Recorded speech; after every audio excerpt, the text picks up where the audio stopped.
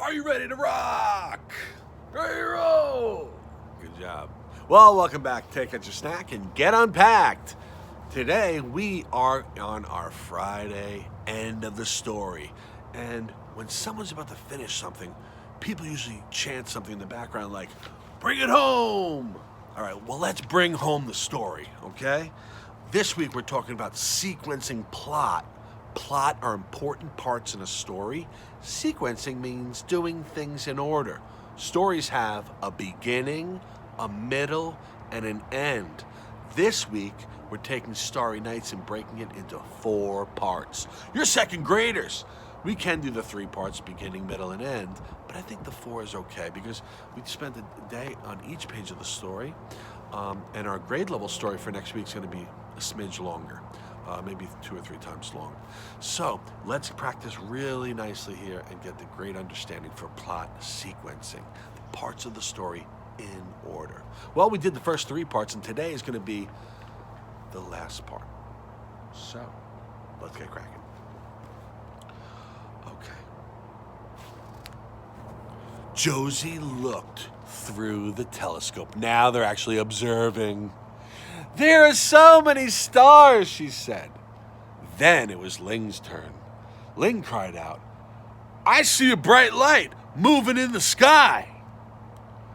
"That's a shooting star," Josie's dad said. "This is fun," Ling said. "I enjoy looking at the stars." So they went from not having fun in the classroom, "Whoa, we have homework," to the next part saying, "Do we have to really look in this silly telescope?" To today, in the last part of the story, that there's many stars. This is fun. I enjoy looking at the stars. Good readers go back and reread. If you want to go back and listen to the story again, I put the whole story at the end of the Nearpod presentation before you complete the matching pairs and the time to climb activity. Just as a refresher, in the classroom, we typically have that visual review and we reread the story one last time before answering some of those important questions. Let's bring it home, shall we?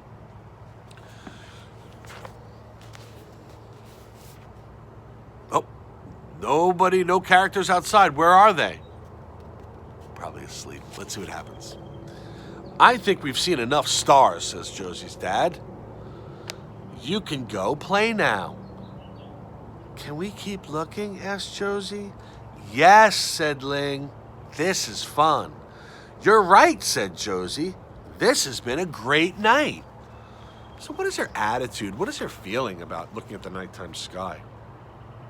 They have that mindset like,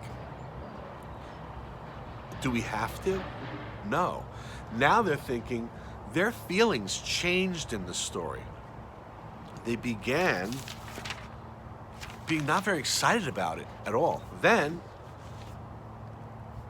"This is fun. I think we've seen enough." The father's trying to close up shop and say, "No, it's time for bed. It's getting late now."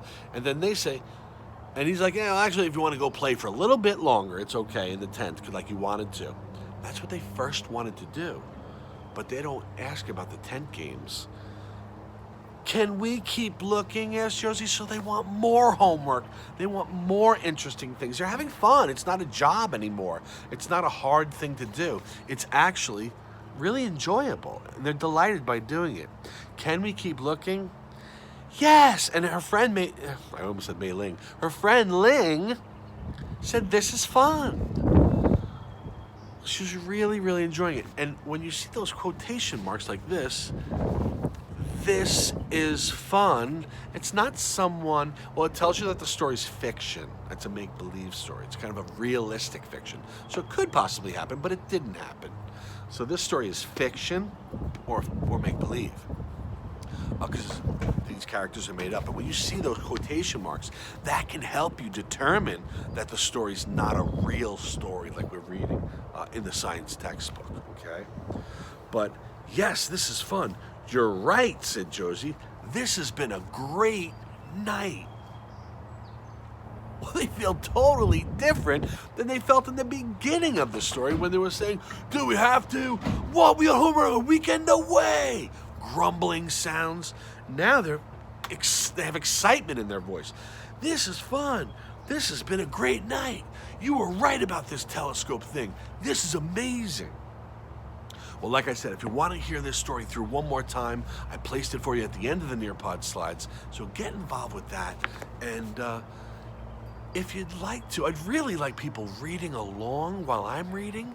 And you can do that with your finger or a piece of paper and lowering the line and practicing. And that's how I first learned how to read, was an Arnold Lobel book called Frog and Toad Are Friends. I played it on a tape or CD, you would call it today. And I put headphones on and I just listened to it. I tried to follow along with my eyes. That's when I understood what reading was. And that's when I said, wow, the pictures, now I can follow along nicer. And with practice, I became a better reader. And every year, I tried to learn more and more about reading. And reading is wonderful. It's not just reading the science textbook or some ELA story. When you're in the car with mom or dad or on the train and you're looking at posters, these posters say important things. And reading is all around you in all subjects. So it's important that you try to extenuate, or you try to read as much as you can on here. Some of these words are trickier, okay? But do the best you can and try the best you can to follow along with your eyes and try to read exactly what's on the page. Well, it is Friday, guys. Enjoy your weekend, and looks pretty sunny around here. All right, I'll see you next time. Adios!